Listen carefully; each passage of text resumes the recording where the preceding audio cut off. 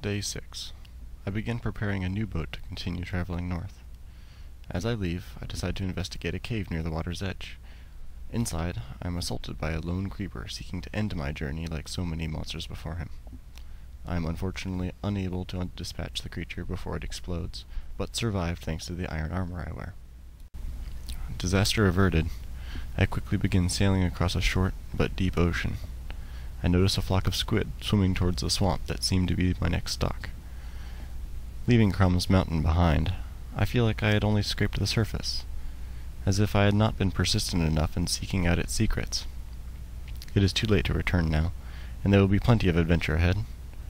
Philosophical note: perhaps some things are best left a mystery. As I approach the swampland, I notice I am low on wood supplies, and make a mental note to stock up during my stay.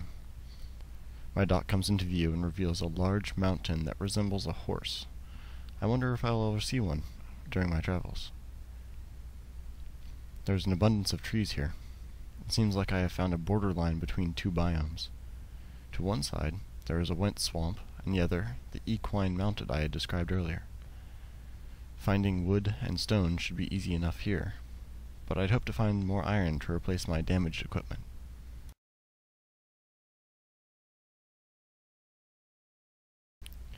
It doesn't take long to set up my shelter, for I had already prepared the workbench and furnace prior to leaving Crumb's Mountain.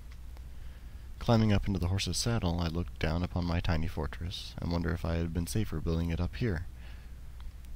Rather than undoing my efforts, I decide the forest is probably just as safe, if not safer than a high mountain. Once again, I find a high point to observe the land and ocean, as is one of my favorite habits.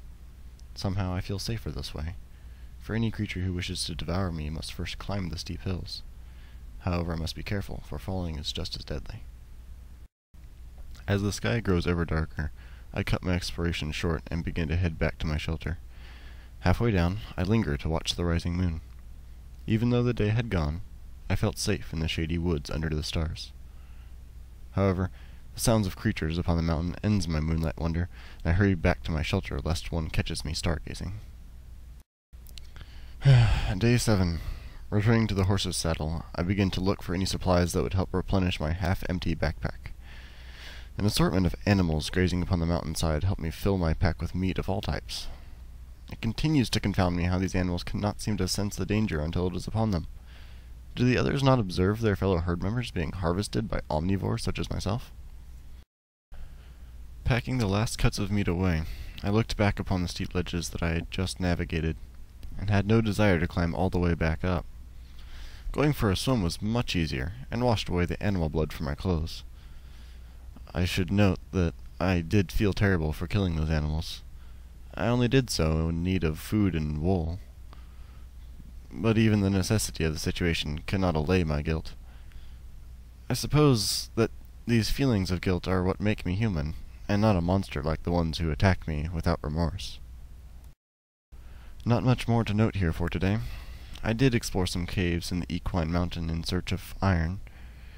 It seems as if the mountains know I seek it, and wish to hide it from me on purpose. Am I to be forced to use stone tools like some primitive being? I suppose I should be thankful that I still have food and shelter. My frustration will get me nowhere. The less I focus on things I do not have, the better, for it merely distracts from what truly matters, like watching the sun go down over the water, or watching the squid float merrily down below. Who am I kidding? Iron armor and tools could make the difference between life and a skeleton putting an arrow through my heart. Once again, I was caught in the dark away from shelter. But I did not think danger could find me in the dark woods. I was wrong, as assumptions of safety often are.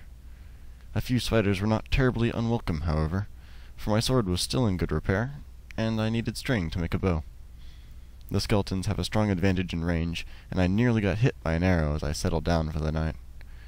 Someday they will learn I am a much better shot than they. I am restless to move on.